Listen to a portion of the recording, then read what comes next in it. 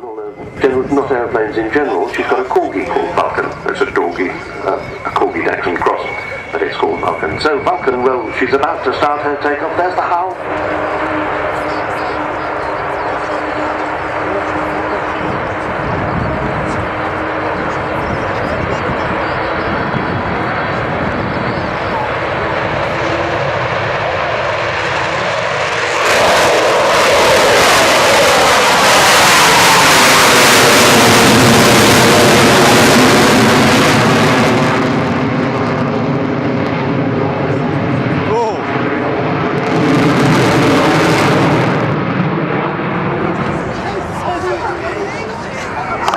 There's the howl. That is the unique sound of the Vulcan, and those four that wing's over a bit, didn't it? All sorts of theories as to why that howl happens. I don't think anybody really knows, but it does, and it is the trademark of the Vulcan. Big Olympus Rolls-Royce engines, 16,400 pounds of static thrust in each of them. So, flying the Vulcan for us today, in the left-hand seat, Captain is Kev Rumans. In the right-hand seat, Bill Ramsey, and the third man of the crew, the air electronics officer, sitting in the back, Barry Macefield. So we see her coming back towards us today. Bear in mind, this is a 60-year-old aeroplane. Well, the design, the model of aeroplane, 60 years old. And with her contemporaries, the Valiant and the Victor, designed to carry the British nuclear deterrent.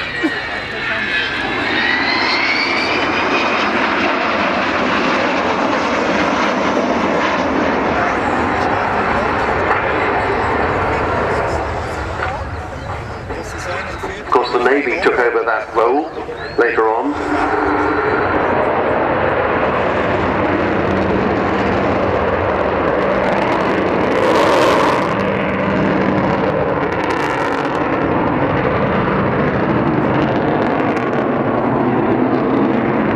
As you can see, she's as maneuverable as a fighter.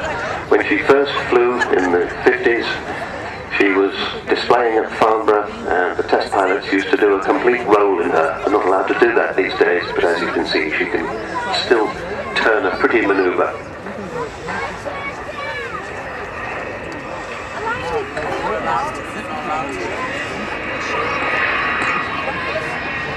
All doors open. You see that enormous bomb bay underneath. That is the bomb bay that carried 21 1,000-pound bombs all the way to the Falkland Islands, in the longest bombing raid in history, flown by the captain was then Flight Lieutenant Martin Withers, who was awarded the DSC for that, and they dropped 21 1,000-pound bombs on the runway at Port Stanley with the help of 11 tankers to get them there. It was an extraordinary occasion. Because Vulcan had stopped being a nuclear bomber by then, she was right at the end of her service operational time, and she was then a low-level tactical bomber.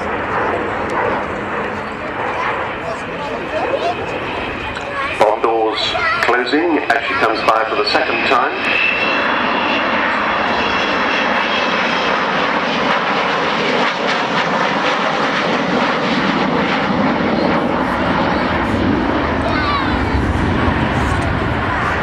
Aeroplane was actually the first B-2 version of the Vulcan into RIAT service and Bomber Command in 1960.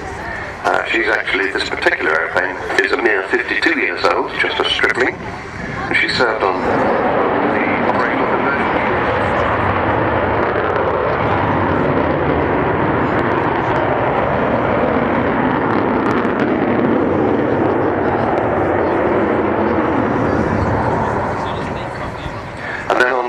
Squadron and 44 and 50, all of which were at Waddington. She carries the colours, the Lincoln coat of arms on her fin, because Lincoln is the sort of capital city of Bomber Alley of the Royal Air Force, and the Panther's head of No. 1 group on the nose, representing all of the Vulcan squadrons in the 1970s. Also, a newer addition, she has the Spirit of Great Britain painted on her nose, encapsulating all that she stands for, the great British never say die bulldog spirit.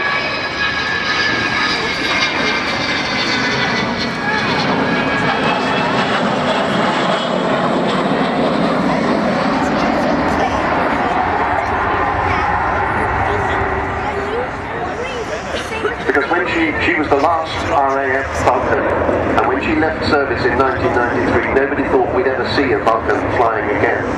And it was only because of an amazing effort ever since by what has become the Vulcan to the Sky Trust that she has been enabled to be with us now. It's cost more than £10 million, and it's still costing £2 million a year to keep her going. And we've had help from the Heritage Lottery Fund, we've had help from a lot of British aerospace industry, also the Civil Aviation Authority, Marshall, the Engineering Authority. But most of the money has come from you, from the great British people. You've given your money in amounts between £1 and tens of thousands of pounds to enable.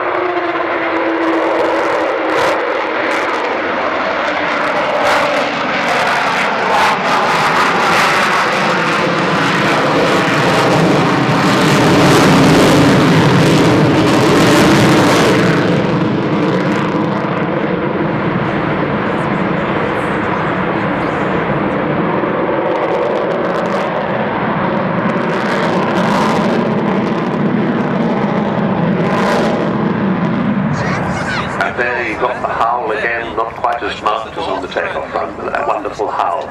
And as she gets up to the top there, Kate Rumans has put the wheels down, and I think he'll come by in front of us again with the wheels down, and then he'll come in to land. So, as I was saying, it's costing £2 million a year to run this extraordinary aeroplane. She is unique, there will never be another aircraft flying like her. And it's amazing to think that there's a piece of paper still in existence dating from 1946 when the great Roy Chadwick, who designed the Lancaster and seen it fly only 5 years before, sketched out the first Vulcan. And what's even more extraordinary is if you elongate his picture of the first Vulcan, you see that it becomes recognisably Concorde. So she is a direct antecedent of Concorde, and of course Concorde had Olympus engines too, although rather more developed than these. So, if you want to see this aircraft again, please do keep supporting her. Join the Vulcan to the Sky Club. vulcantothesky.org is the website. But please also go down to the Vulcan Village. It's off to the right-hand end in the Cold War display area. You'll see it there, not very far from where the aeroplane is parked. So please do go down there. All sorts of good things to do down there, and you can buy all sorts of merchandise. You can try the Vulcan simulator, which is always good fun.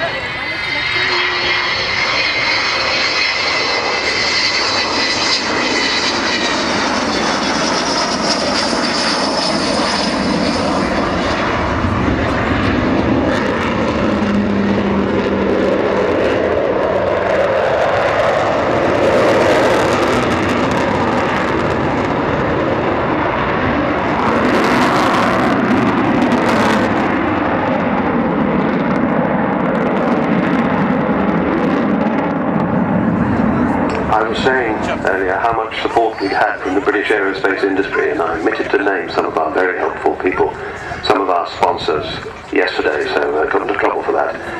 Amongst them, Sir Jack Hayward, the great rambunctious generosity of Eddie Forrester of Aerobytes, but companies, AD Holdings, BAE Systems, EADS, Goodrich, which our Vulcans did eventually carry. And if you look in the bomb bay of the aircraft, if you get one of those guided tours around the aircraft, you'll be able to see the special cutout shape that allowed the blue steel missile to be carried. It's an absolutely enormous thing. But of course, it doesn't weigh as much as 21 1,000-pound bombs, which weigh around about 10 tons. So that's all available to see. Please do go down and check at the Vulcan Village. Also, if you want to give money directly, you can do it from your mobile. You text VULC12 for this year, and one more figure, 1, 2, 3, 4, 5 or 10, and that is the number of pounds you want to give, 1, 2, 3, 4, 5 or 10. So if you want to give £3, you text VULC123 to the number 770, 70070, and all of that money goes to the Vulcan to the Sky Trust, and you will also be charged your standard text charge on your mobile bill. So VULC123, if that's what you want to contribute, to 770, and you will get a big thank you from us as well. So you could do that right now. Here she is coming in to land on this 10,000-foot runway. I don't believe she will use her braking chute.